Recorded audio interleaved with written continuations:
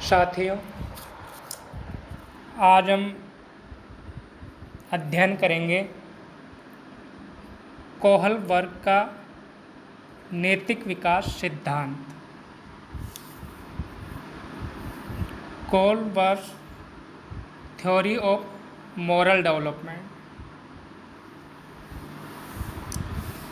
Kohlberg के नैतिक विकास की हम बात करें तो कोहलबर्ग का ये मानना है कि बच्चे का जो नैतिक विकास होता है वो विशिष्टता से सामान्यता की ओर होता है। कोहलबर्ग ने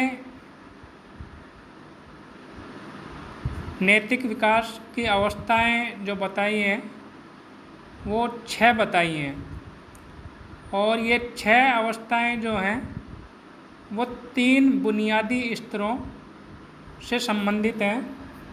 ये बुनियादी स्तर हैं पूर्व पारंपरिक अवस्था, पारंपरिक अवस्था और परंपरा उत्तर अवस्था। सबसे पहले हम देखते हैं पूर्व पारंपरिक स्तर, प्री कन्वेंशनल लेवल।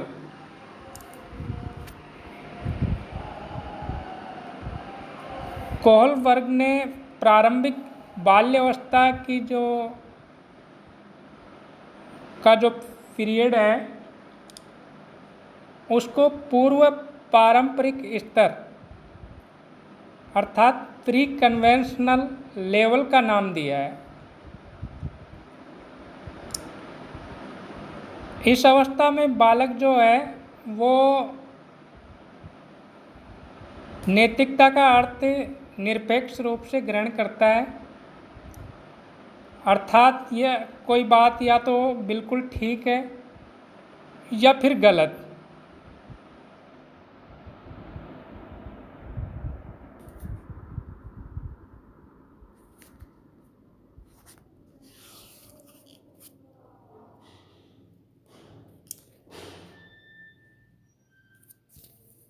अर्थात बालक का जो प्री कन्वेंशनल लेवल है वो नैतिकताहीन होता है। बालक नैतिकता के बारे में कुछ नहीं जानता। उसका जो व्यवहार होता है वो बाहरी नियंत्रण द्वारा नियंत्रित होता है। उसका व्यवहार उदाहरण स्वरूप माता पिता द्वारा निर्धारित होता है। कोहलबर्ग ने इस स्तर को 2 अवस्थाओं में विभाजित किया है। पहली अवस्था है पनिशमेंट एंड ओबेडियंस, अर्थात दंड एवं आज्ञा पालन उन्मुखता।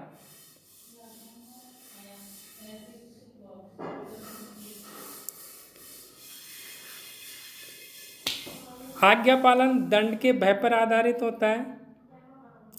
बच्चे को नैतिकता का वास्तविक ज्ञान नहीं होता है। वो दंड की जो शक्ति रखते हैं उन व्यक्तियों के प्रति अंधश्रद्धा रखते हैं। इस अवस्था में उन्हें दूसरों के अधिकारों का भी कोई ज्ञान नहीं होता है। यह अवस्था जिसकी लाठी उसकी भैंस वाली स्थिति होती है।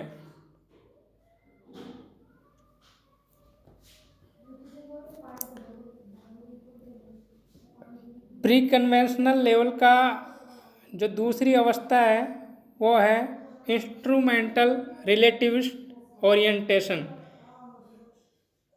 यानी साधनात्मक सापेक्षता उन्मुखता।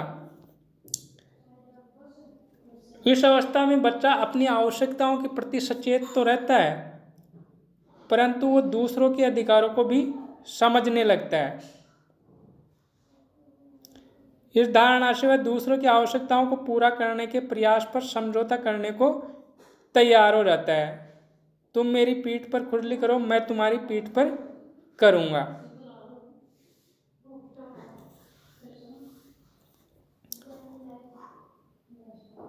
अगला जो स्तर है वो कन्वेंशनल लेवल है। कोलबर्ग ने उत्तर बाल्यावस्था को पारंपरिक नैतिकता का नाम दिया है। इस अवस्था में माता पिता द्वारा दिया गया नैतिकता संबंधी ज्ञान परिवर्तित होने लगता है, फिर भी नैतिक यथार्थवाद की स्थिति विद्यमान रहती है। इस स्तर पर भी व्यक्ति के आचरण पर बाहरी नियंत्रण रहता है। यहाँ भी वह दूसरों के नियमों का पालन करता है, परंतु जो अभिप्रेरणा होती है वो आंतरिक होती है। कोलबर्ग ने इस अवस्था को भी दो भागों में बांटा है। अच्छे बच्ची उन्मुक्ता अर्थात नाइस गर्ल्स बॉय ओरिएंटेशन। इस अवस्था में अच्छे बच्चे की धारणा प्रमुख रहती है। नैतिक व्यवहार वह समझा जाता है जो दूसरों को प्रसन्न करे और दूसरों द्वारा स्वीकृत हो। अच्छा कार्य सामान्य सहमति द्वारा परिभाषित होता है और अच्छे कार्य का प्रेरक दूसरों की स्वीकृति प्राप्त करना होता है।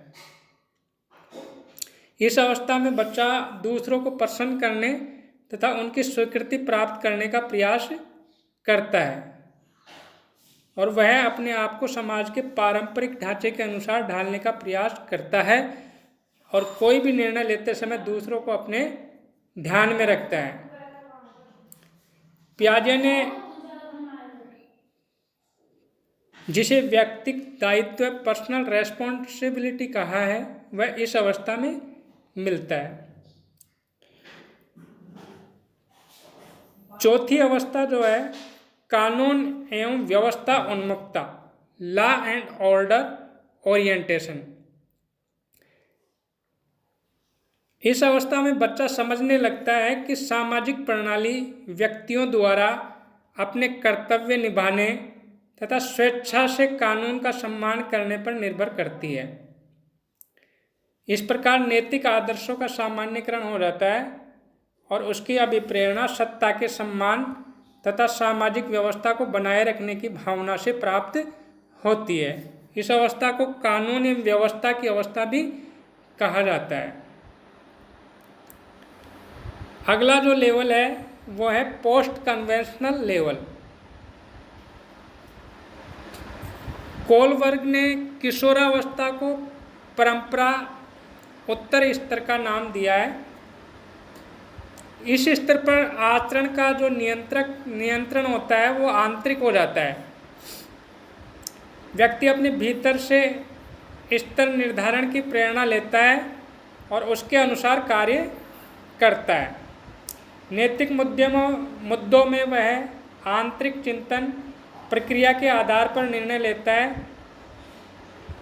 इसमें स्वायत्त नैतिक सिद्धांतों पर अधिक बल होता है जिनका आधार एवं क्रियान्वयन अधिक प्रमाणित होता है। इसकी जो दो अवस्थाएं हैं वो है सोशल कॉन्टैक्ट ओरिएंटेशन अर्थात सामाजिक संपर्क उन्मुक्ता।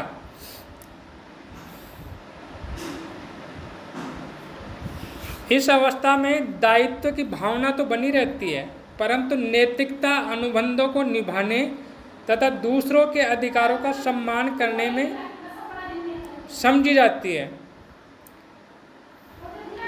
ठीक कार्य समाज द्वारा सर्वसम्मति से स्वीकृत नियमों, आवश्यकताओं तथा अधिकारों के आधार पर परिभाषित किया जाता है।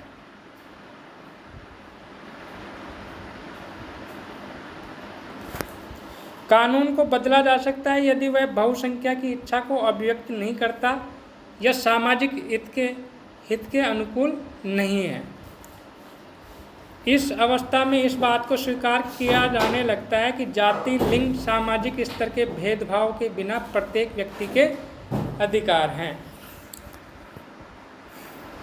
अंतिम जो अवस्था है वो है यूनिवर्सल एथिकल प्रिंसिपल ओरिएंटेशन, सार्वभौमिक नैतिक सिद्धांत उन्मुखता। यह अवस्था सार्वभौमिक सिद्धांतों पर आधारित होती है। इस अवस्था में नैतिकता व्यक्ति की अंतःकरण की ओर उन्मुक्त हो जाती है।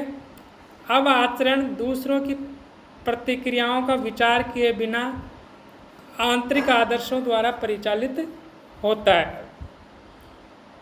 नैतिकता को वैधता से भिन्न समझा जाता है।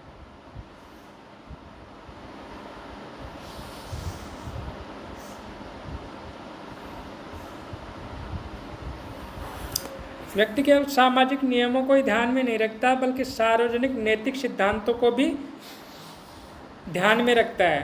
सार्वभौमिक न्याय, मानवीय अधिकारों का परस्पर सम्मान और व्यक्ति की भव्यता का सम्मान अंतःकरण का आधार बन जाते हैं। धन्यवाद।